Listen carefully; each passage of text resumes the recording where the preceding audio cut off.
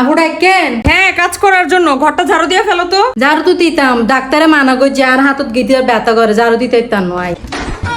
তো ঘর ঝাড়ু দিতে পারবে না? ঝাড়ু তো দিতাম, এখন ডাক্তারে তার মানা করছে আই ঝাড়ু দিতে ইতাম ন। আচ্ছা আচ্ছা, তাহলে যাও ফার্নিচার গুলো সব মুছা ফেলাও। ফার্নিচার মুছতাম, ফার্নিচার মুছিলে তো আর দুলা হাঁচি আই।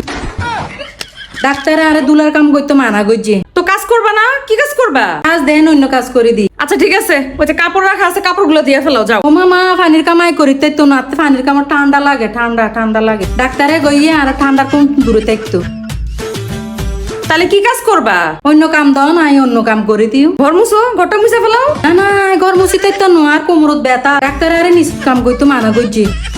অন্য কাম দেন, অন্য কাম করে দিও। আচ্ছা ঠিক আছে, কোমর ব্যথা, হাঁটু ব্যথা, ঠান্ডার সমস্যা, এসব সব সমস্যার বাইরে গিয়ে একটা কাজ করো। বাইরে যাও, বাইরে গিয়ে ভ্যান থেকে কিছু সবজি নিয়ে আসো। মামা বাইরে বেড়া কলা আমি কে সাইতা কে যাই বাইরে যাইতে তানো। তাহলে কি করবা? কি কাজ করবা? কাম দন না নে, যে কোনো কামাই করে দিতে জুন। রসুন ছিলতে পারবা? রসুন রান্নাঘরে রসুন আছে, রসুন গুলা ছিলা ফেলাও। না না না, রসুন জিলাইতে তানো আর হাত জ্বলি ফুরি সাজে যাবো। তাহলে কাজ করবা না? কাম দন না নে, যে কোনো কামাই করে দিতে জুন। ঘুমাইতে পারবা?